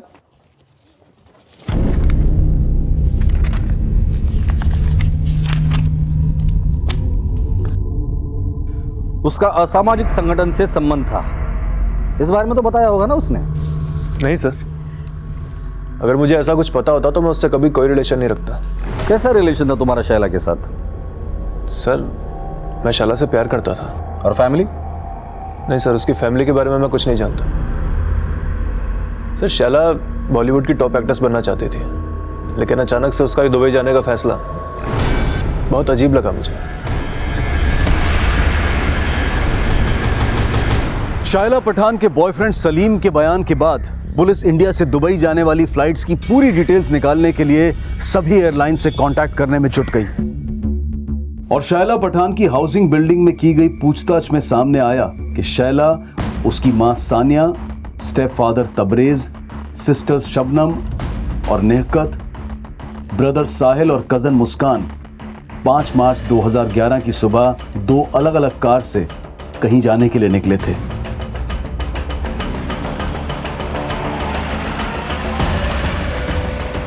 लेकिन सलीम के कॉल रिकॉर्ड्स के मुताबिक वो 5 मार्च 2011 को शायला या उसके परिवार के साथ नहीं था, जबकि शायला का फोन 5 मार्च की रात खंडाला में बंद हुआ था, जहां उनका फार्म हाउस था।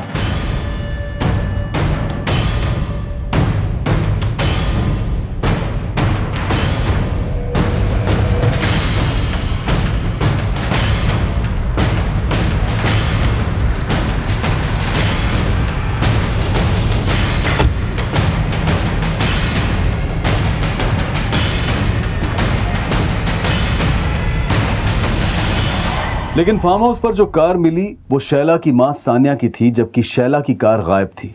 गावड़े सर चेक करो गाड़ी को। दामले, सानिया पटन की गाड़ी के डिटेल्स हर जगह सर्कुलेट कर दो। वैसे आप 20-25 किलोमीटर के रेडियस में सीसीटीवी होना मुश्किल है, फिर भी कोशिश करो इस बंगले की तरफ आने जाने वाले रास्ते में कहीं सीसीटीवी हो और उसने शैला पटन की गाड़ी को कैप्चर किया। सर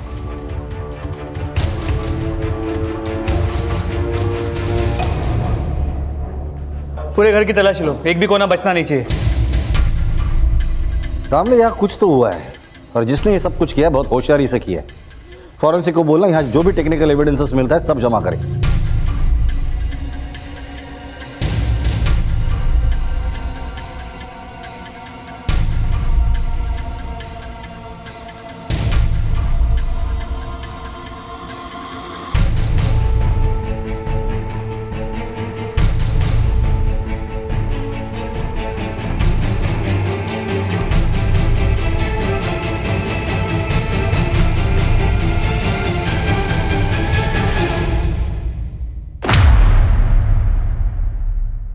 सर मैं इस लड़के को नहीं जानता, शायद शैला का दोस्त हो।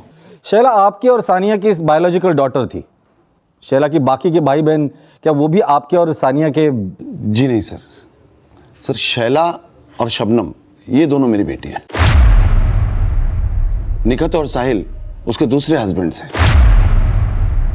और ये है मुस्कान, ये सानिया की आपा की बेटी है। उसके वालिद का इंतकाल हो गया तो तब से इन्हीं के साथ रहती। लेकिन ये तबरेज, ये तो काफी जवान लगता है। फिर ये निखत और साहिल? नहीं सर, निखत और साहिल ये तबरेज की नहीं, इरफान शेख की औलाद है। हमारे तलाक के बाद सानिया ने इरफान से शादी कर ली थी और काफी समय पहले उसका भी इंतकाल हो गया। वैसे आपका और सानिया का तलाक क्यों हुआ था? सर इरफान और मैं बहुत अच्छे दोस्त थे, पर उसका और सानिया का,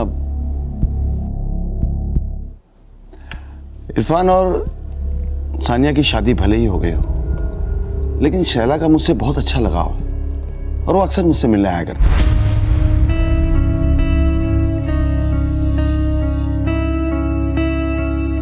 आपका गारमेंट एक्सपोर्ट का बिजनेस है ना? जी।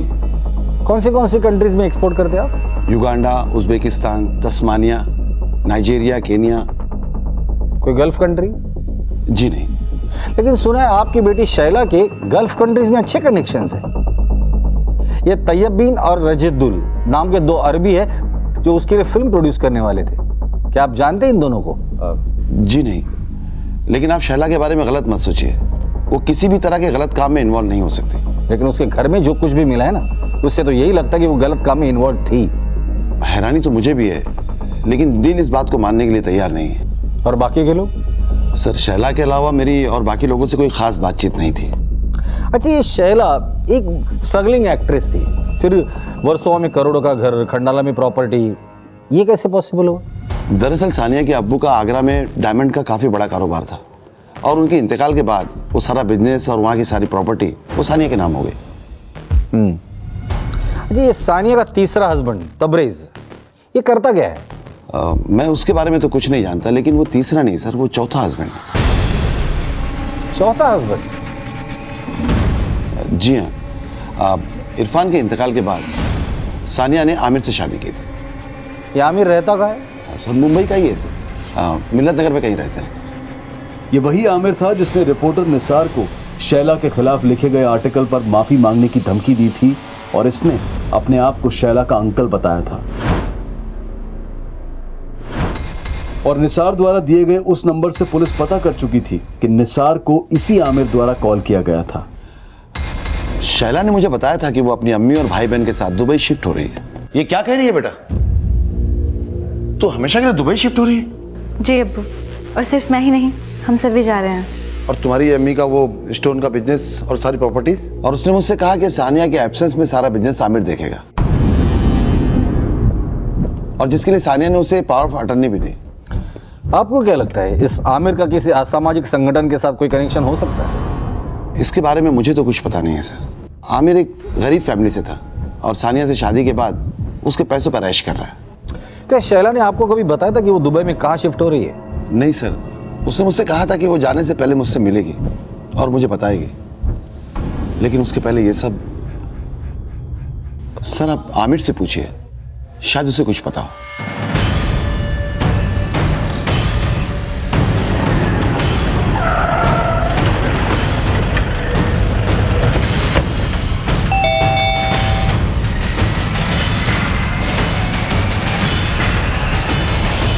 सर मैंने उस रिपोर्टर को कोई धमकी नहीं दी, बस इतना कहा कि वो शैला के बारे में गलत ना लिखे। शैला और उसके बाकी के परिवार वाले किधर है? मुझे नहीं पता सर। अच्छा एक बात बता, ये शैला की माँ सानिया, उसने अपना बिजनेस, प्रॉपर्टी सबकी पावर ऑफ अटॉर्नी तुझे दे दी थी। तेरा ये मिल्लत नगर वाला बुटीक, वो भी उसने तेरे नाम पे किया था, तुम दोनों का डिवोर्स होने के बाद। ऐसा क्यों? क्योंकि सर सानिया मुझ पर भरोसा करती थी। भले ही हमारा डिवोर्स हो गया, लेकिन वो आज भी मेरी कद्र करती है। कद्र करती थी या तेरा खौफ था उसके दिल में? नहीं सर। या सामाजिक ऑर्गेनाइजेशन के साथ किसका संबंध था, तेरा या उनका? मुझे नहीं पता सर, आप तबरेज का पता कीजिए, वो अच्छा आदमी नहीं था। क्या करता था? कश्मीर में एक एनजीओ चलाता था। कश्मीर में? जी सर, तबरेज कश्मीर से है। कश्मीर में कहां से? इस बारे में मुझे कुछ नहीं पता सर। सानिया का चौथा शौहर तबरेज, जो कि सानिया से उम्र में तकरीबन 20-21 साल छोटा था, वो कश्मीर में कोई एनजीओ चलाता था और इस इंफॉर्मेशन ने पुलिस को चौकन्ना कर दिया। जल्द ही यह भी सामने आ गया कि 5 मार्च 2011, जिस दिन से शैला और उसके घर वालों का फोन बंद था, तब से उन्होंने इंडिया से दुबई तो क्या, किसी भी देश में जाने के लिए कोई हवाई सफर नहीं किया था। तो अब शैला और उसकी फैमिली कहां थी? और अगर 5 मार्च 2011 को शैला अपने परिवार के साथ खंडाला वाले फार्म हाउस पर गई थी, तो फिर अचानक गायब कहां हो गई?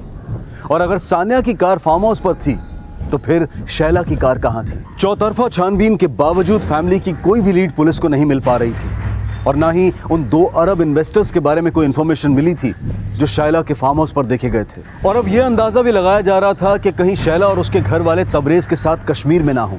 लेकिन कश्मीर में तबरेज कहाँ रहता है, कौन सी एनजीओ चलाता है, इसके बारे में कोई जानकारी नहीं मिल पाई थी, और ना ही एनआईए के द्वारा उनमें से किसी के भी उन असामाजिक संगठनों से जुड़े होने का कोई क्लू मिला था। और अब सानिया के पहले और तीसरे शौहर जाकिर और आमिर के भी कॉल रिकॉर्ड्स और एक्टिविटीज में उस असामाजिक संगठन के साथ कनेक्शन होने का पता लगाया जा रहा था। लेकिन आमिर के साथ की गई पूछताछ में पुलिस ये पता लगाने में कामयाब हो गई कि खंडाला के फार्म हाउस से मिले फोटोग्राफ्स में शैला के साथ वो अनजान शख्स नितिन शाह था, और जल्द ही उसे पूछताछ के लिए बुलाया गया। सर एक वक्त था जब शैला और मैं अच्छे दोस्त हुआ करते थे, लेकिन काफी समय से हम दोनों के बीच में कोई कांटेक्ट नहीं है। अच्छा, पर हमने तो सुना कि तुम और शैला शादी करने वाले थे और शादी के बाद दुबई सेटल होने का प्लान था। सर ऐसा शैला सोचती थी कि मैं उससे शादी करूंगा, लेकिन बहुत ही जल्द मुझे उसकी असलियत पता चली। असलियत? कैसी असलियत? सर करीब 1 साल पहले मेरी और शैला की मुलाकात एक पेस्ट्री पार्टी में हुई थी, और फिर हम दोनों काफी मिलने जुलने लगे।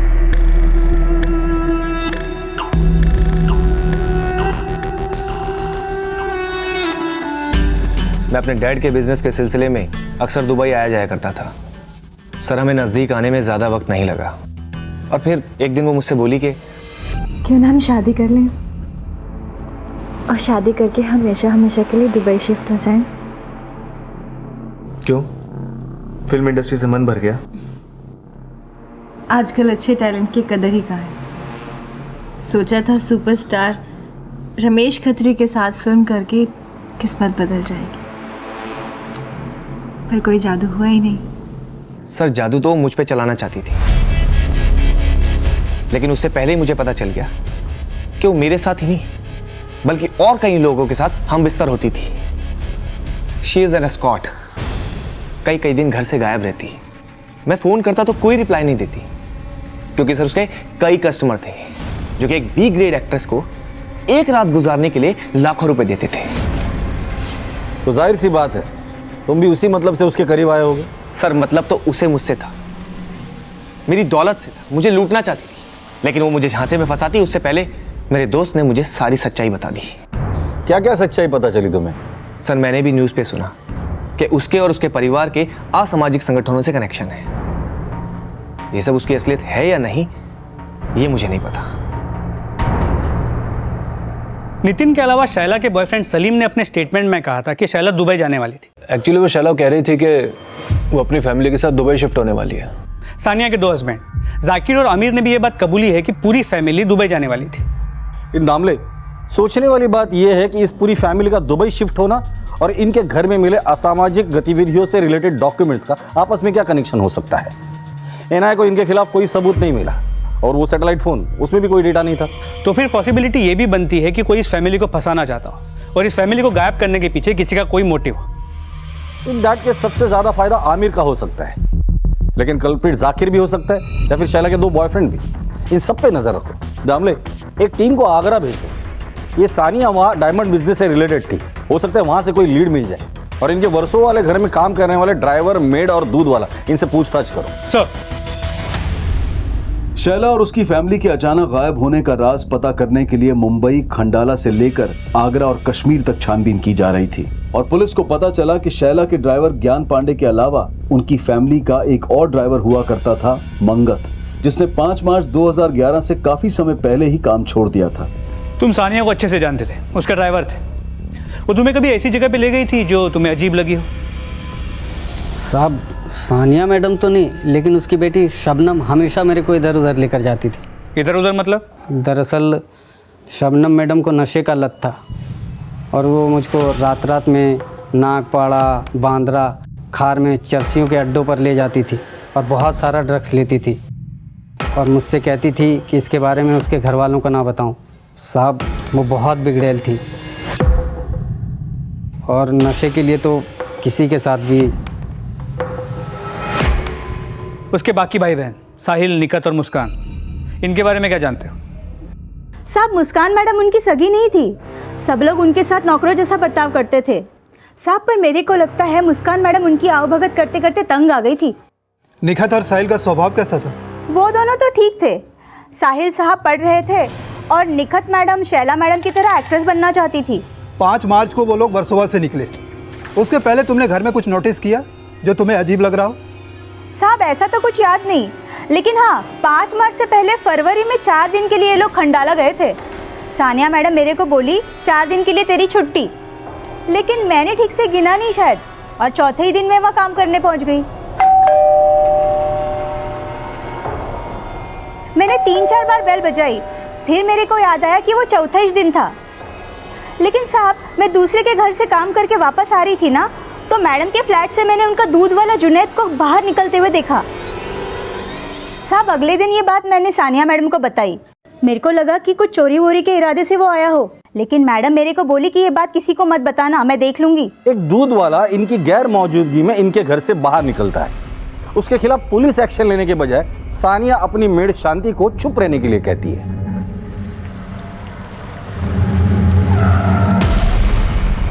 ऐसा तभी होता है जब वो इंसान उसका खास हो या फिर राजदार।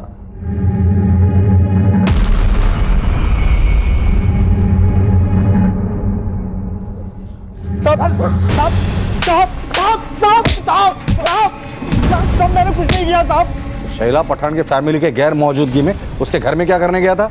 चोरी करने गया था? नहीं साहब, मैं तो वहाँ दूध की डिलीवरी करने गया था साहब। घर के बाहर ताला लगा हुआ था और तू डिलीवरी करने गया था दूध की? नहीं साहब, उस दिन घर पर ताला नहीं था, अंदर सानिया मैम थी।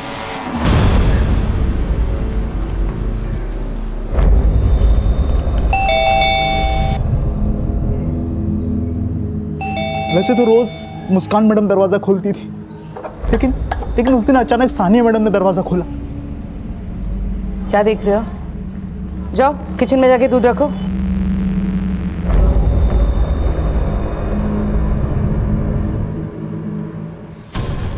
और जैसे ही मैं किचन के अंदर गया, सानिया मैडम पीछे से आई और मुझसे बोली कि घर पर कोई नहीं है। तो क्या?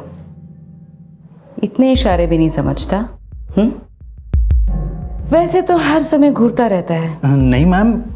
शर्मा मत। शर्म तो आपको आनी चाहिए मैडम जी। जवान बेटियां हैं आपकी और आप इस तरह से छी बोलता है मुझे? 2 मिनट लगेंगे मुझे पड़ोसियों को यहाँ पर बुलाने में। रेप का इल्जाम लग गया ना एक बार तो जिंदगी भर जेल में काटेगा। चुपचाप चल चल। उसने मुझे ब्लैकमेल करके मेरे साथ साहब अपनी हवस पूरी करने के बाद वो बोली कि मैंने उसका रेप किया है और अगर मैंने उसकी बात नहीं मानी तो वो मुझे साहब जब तक उसके परिवार के लोग नहीं आ गए वहाँ पर तब तक मुझे ज़बरदस्ती वहाँ रहना ही पड़ा। हमसे बचने के लिए कोई कहानी तो नहीं सुना रहा है? नहीं साहब ये बात सच्ची है। अगर ये दूध वाला जुनैद सच बोल रहा है तो हो सकता है उसी ने सानिया से बदला लेने के लिए सानिया और उसके पूरे परिवार को गायब कर दिया। दामले, सोचने वाली बात यह है कि शैला की मां सोनिया, उसका चौथा पति तबरेज, उससे उम्र में कम से कम 20-21 साल छोटा होगा। उसके बावजूद उसने दूध वाले जुनैद के साथ वो सब कुछ किया। तो हो सकता है कि उसका कोई सीक्रेट लवर भी हो और इस सीक्रेट लवर का किसी असामाजिक संगठन के साथ कोई कनेक्शन हो। कमजोरियां तो शैला और शबनम की भी थी। शैला एस्कॉर्ट सर्विस से जुड़ी थी और शबनम ड्रग एडिक्ट। ये पूरी फैमिली ही टेढ़ी है, लेकिन फिर भी ये समझ में नहीं आ रहा कि ऐसा क्या हुआ होगा कि उन्हें एक असामाजिक संगठन से जुड़ना पड़ा और उसके बाद वो सब फरार हो गए। लफड़ा तो बहुत बड़ा होगा, इसलिए तो पूरी फैमिली गायब है। या फिर ऐसा भी हो सकता है कि फैमिली में से किसी एक आदमी ने इन सबको गायब किया है। सबकी कमजोरियां तो पता चल गई, लेकिन इस मुस्कान, इसकी कमजोरी पता नहीं चली। और सुना है कि ये मुस्कान पूरी फैमिली से बहुत नफरत करती थी। दामले, कि इस मुस्कान ने तो पुलिस ने हर सस्पेक्ट को खंगाला। आगरा, कश्मीर, खंडाला, मुंबई, फैमिली के उस असामाजिक संगठन से कनेक्शन से लेकर नफरत, दुश्मनी, लालच, आपराधिक साजिश, हर एंगल को खंगाला गया, लेकिन शैला और उसके परिवार की कोई लीड नहीं मिली। पुलिस को शैला पठान की फैमिली के गायब होने का साफ मकसद समझ में नहीं आ रहा था। शैला पठान और उसकी फैमिली को गायब हुए 6 महीने बीत चुके थे, लेकिन अब तक कुछ हासिल नहीं हुआ था। लेकिन 6 महीने के बाद कुछ ऐसा हुआ जिसने इस केस का पैमाना और भी बड़ा कर दिया।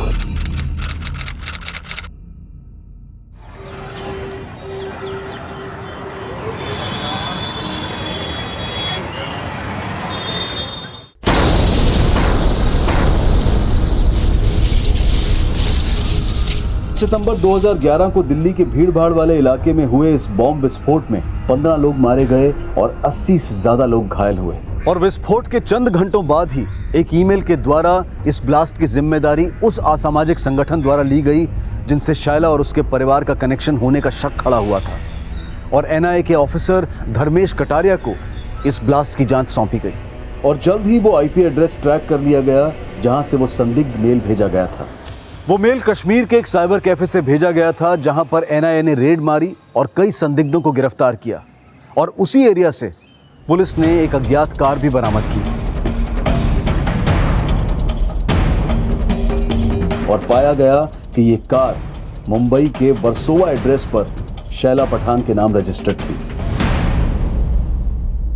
ये वही कार थी जिसमें 5 मार्च 2011 को शैला को अपनी फैमिली के साथ कहीं जाते हुए देखा गया था।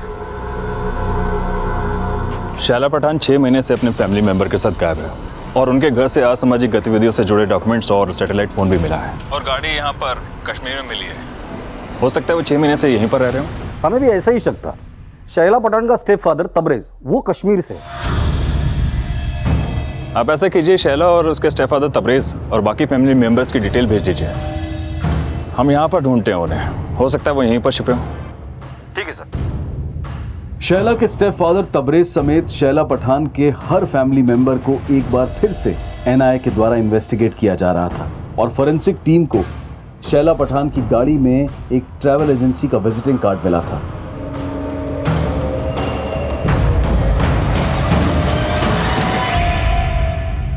और जब उस ट्रैवल एजेंसी से पूछताछ की गई तो सामने आया कि उस एजेंसी के एक ड्राइवर गणेश को 7 मार्च 2011 को शैला के स्टेप फादर तबरेज ने शैला की कार को खंडाला से कश्मीर ले जाने के लिए हायर किया था, जिसके बाद उस ड्राइवर गणेश से पूछताछ की गई और कई जानकारियां सामने आईं।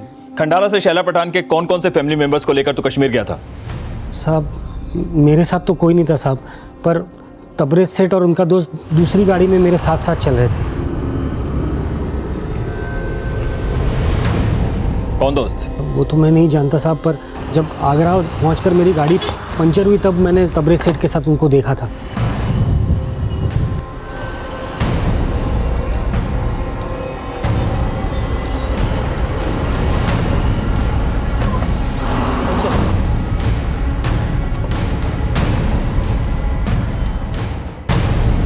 सर, ये राशिद खान है। शैला के स्टेप फादर तबरेज के साथ मिलकर कश्मीर के पुलवाना एरिया में एनजीओ चलाते थे, लेकिन ये दोनों सोशल वर्क नहीं बल्कि चैरिटी के नाम पे चंदा इकट्ठा करते थे। तबरेज वहां से असेंबली इलेक्शन भी लड़ा था और हार गया, और उसके बाद वहां से लाखों रुपए लेके गायब हो गए।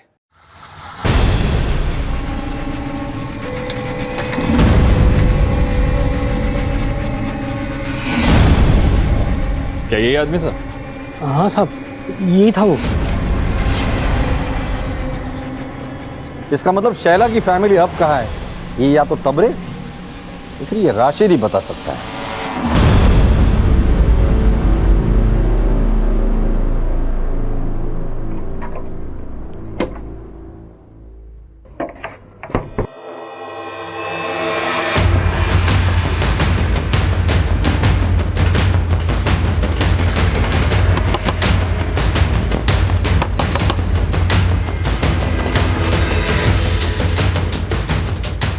आखिरकार राशिद को एनआईए टीम ने दिल्ली निजामुद्दीन से अरेस्ट कर लिया और उसके बयान के मुताबिक जल्द ही एनआईए को तबरेज के ठिकाने का भी पता चल गया।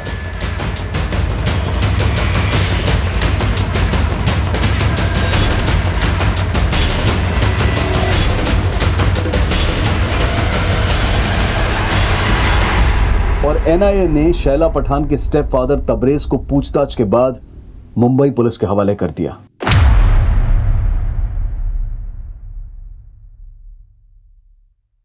साहब, मैंने धर्मेश साहब को ही बताया, मेरा इस बॉम्ब ब्लास्ट से कोई लेना देना नहीं है, मैं कुछ नहीं जानता।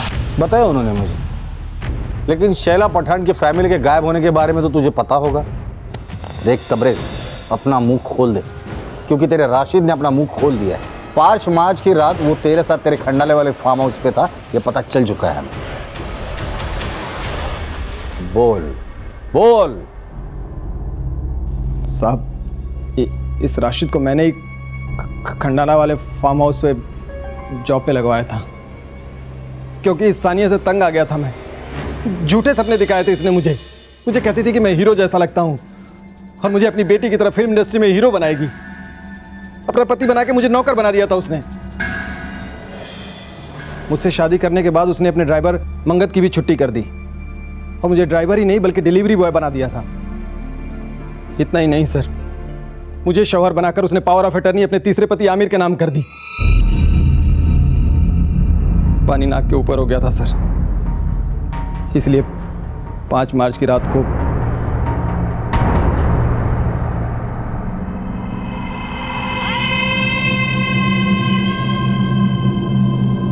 मैंने और राशिद ने वहां पर रॉड और चाकू का बंदोबस्त पहले से ही कर दिया था, और जैसे ही मुझे मौका मिला मैं सानिया के साथ अपनी भड़ास निकालने लगा। तूने समझ क्या रखा है? नौकर बनाने के लिए शादी की थी तूने मुझसे? तेरी इतनी मजाल, मुझसे ऊंची बात में बात करता है।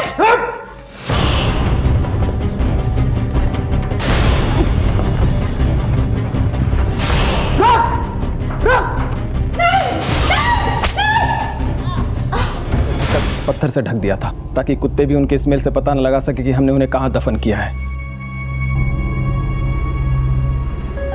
उसके बाद हम लोग मुंबई आ गए। मुंबई में हम 2 दिन रहे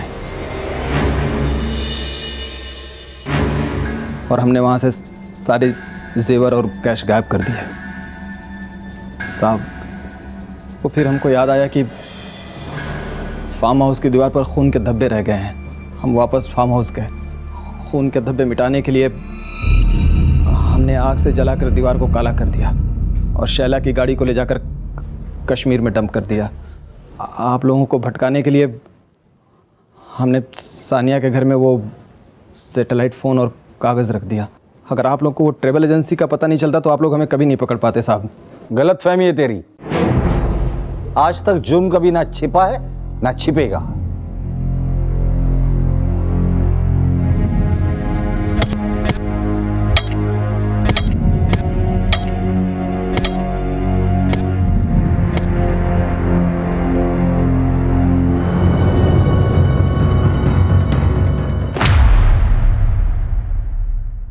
पुलिस ने जब इन बॉडीज का पोस्टमार्टम करवाया तो पता चला कि शायला पठान और उसकी बहनों शबनम और मुस्कान के लंग्स में मिट्टी थी, जो इस बात की तरफ इशारा कर रही थी कि जब उन्हें दफनाया गया था तब वो जिंदा थी।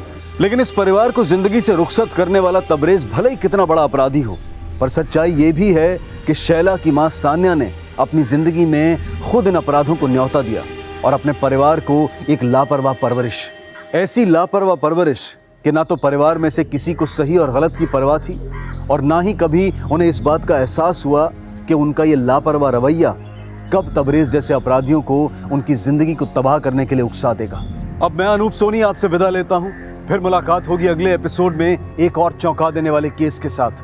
तब तक अपना और अपने परिवार का ख्याल रखें और देखते रहें क्राइम पेट्रोल सिटी क्राइम्स। सबक एक को सीख हम सबको। जय हिंद। इस तरह के और भी एपिसोड देखने के लिए हमारे चैनल को सब्सक्राइब करें और बेल आइकन दबाना ना भूलें।